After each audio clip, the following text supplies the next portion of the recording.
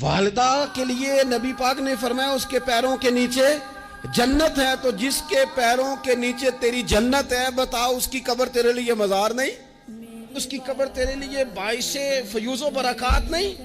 تو نبی پاک صلی اللہ علیہ وسلم نے فرمایا ایک روایت میں، جو ہر جمعے والے دن اپنے والدین کی قبر پہ جائے گا، اللہ تبارک و تعالی جانے والے کی بھی بخشش فرما دے گا۔ نبی پاک علیہ السلام نے فرمایا کسی جرم کی سزا اللہ تعالیٰ دنیا میں نہیں دیتا اتنی جلدی۔ فرمایا والدین کی نافرمانی ایسا جرم ہے جس کی دنیا میں بھی سزا ملتی، دنیا میں یہ طے ہے۔